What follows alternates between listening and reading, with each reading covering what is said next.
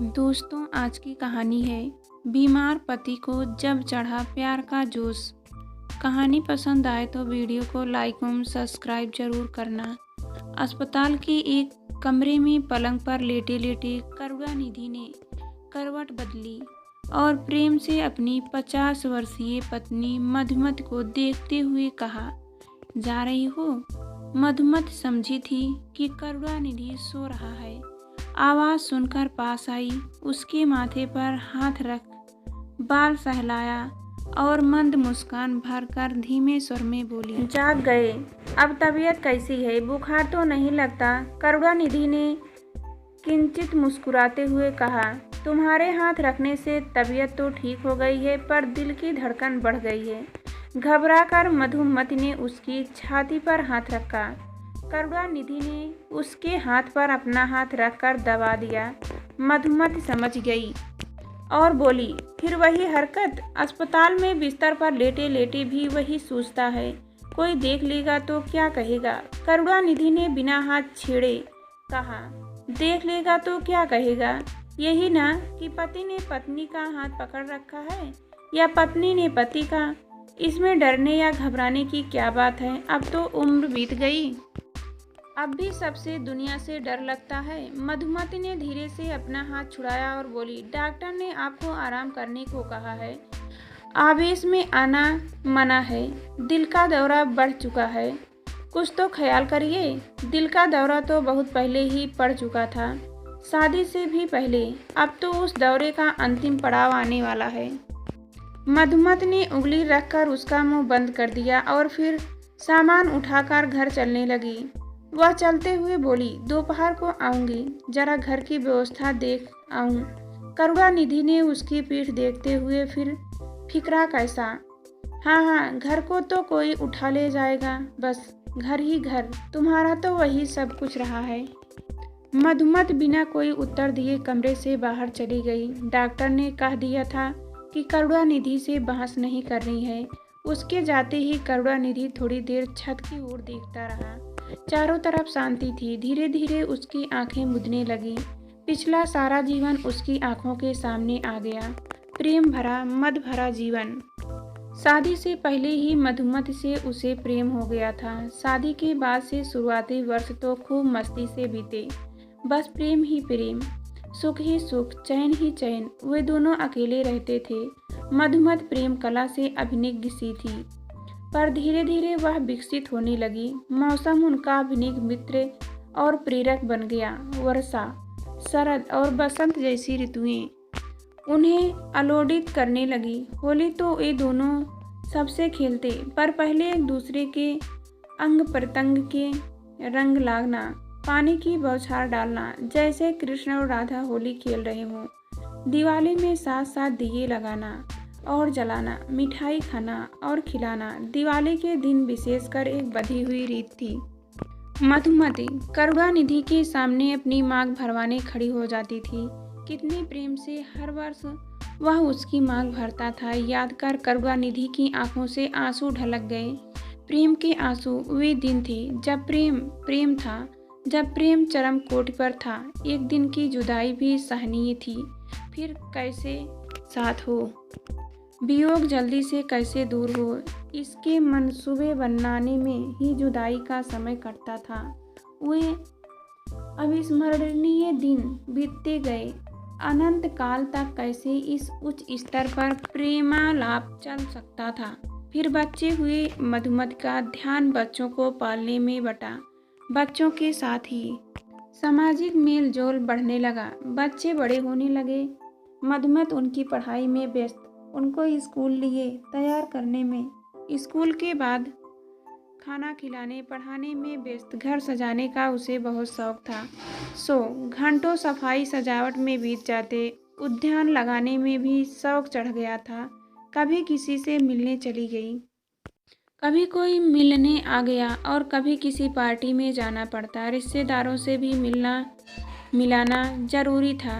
मधुमति के पास करुणानिधि के लिए बहुत कम समय रह गया। इन सब कामों में व्यस्त रहने से वह थक भी जाती। उनकी प्रेम लीला शिखर से उतरकर एकदम ठोस जमीन पर आकर थम सी गई। जीवन की वास्तविकता ने उस पर अंकुश लगा दिए। यह बात नहीं थी कि करुणानिधि व्यस्त नहीं थी, वह भी काम में लगा रहता, आमतौर पर रात को देर से भी आता, पर उसकी प्रबल इच्छा यही रहती कि मधुमत से प्रेम की दो बातें हो जाए। पर अक्सर यही होता कि बिस्तर पर लेटते ही मधुमत निद्रा में मग्न और करुणानिधि करवटें बदलता रहता, झुंझलाता रहता। ऐसा नहीं था कि प्रेम का अंत हो गया था। महीने में 2-3 बार सुस्त वासना फिर तीव्रता से जागृत हो उठती थी।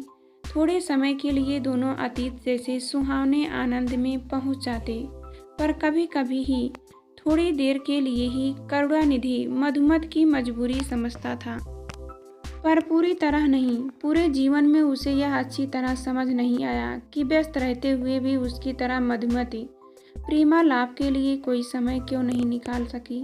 उसे तिरछी मधुर दृष्टि से देखने में, कभी स्पर्श सुख देने में, कभी कभी आलिंगन करने में कितना समय लगता था। कभी कभी उसे ऐसा लगता जैसे उसमें कोई कमी है। वह मधुमत को पूरी तरह जागृत करने में असफल रहा है, पर उसे कोई तसल्ली बख्श उत्तर कभी ना मिला।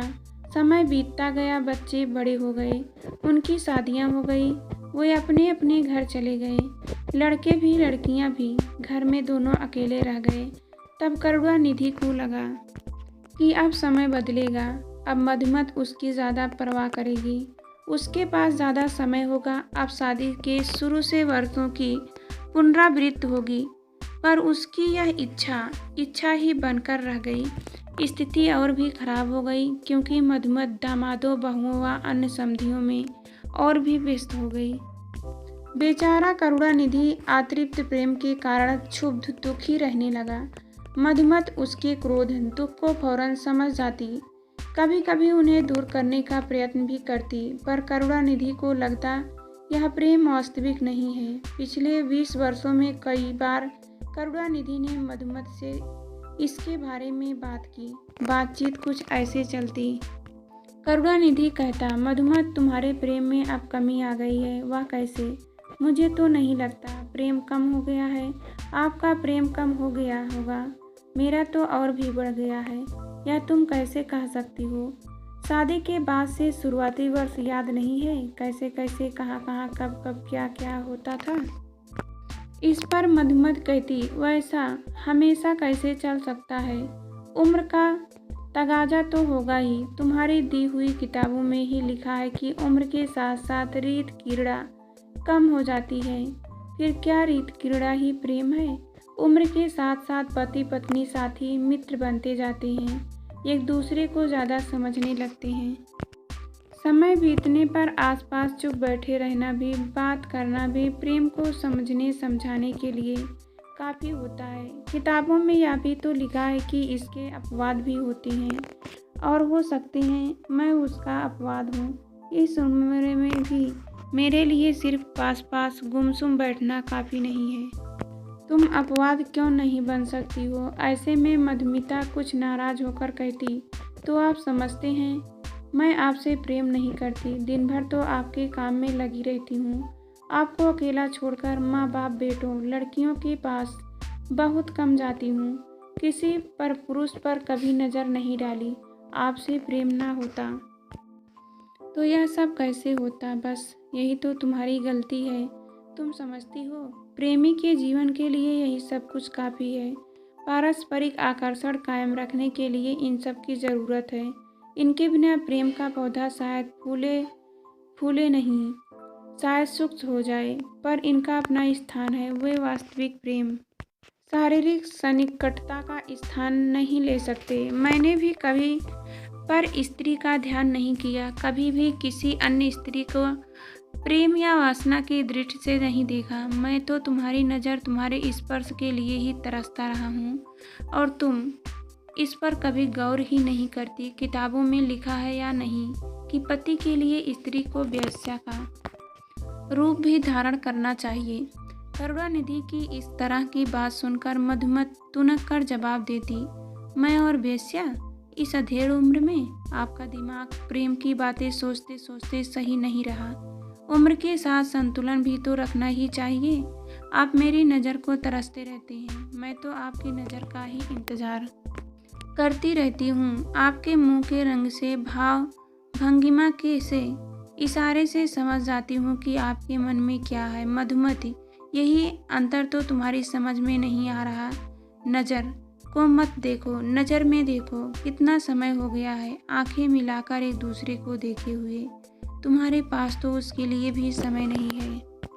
आते जाते कभी देखो तो फौरन पहचान जाओगी कि मेरा मन तुम्हें चाहने को, तुम्हें पाने को कैसे उतावला रहता है, अधीर रहता है। पर तुम तो शायद समझकर भी नज़र फेर लेती हो। पता कैसे लगे, बताऊं कैसे? जैसे पहले बताते थे, पहले रोक कर। कभी आप मेरी आंखों में नहीं देखते थे, कभी हाथ नहीं पकड़ते थे। हम दोनों के बारे में कौन सोच रहा है, क्या सोच रहा है, इससे तुम्हें क्या फ़र्क पड़ता है?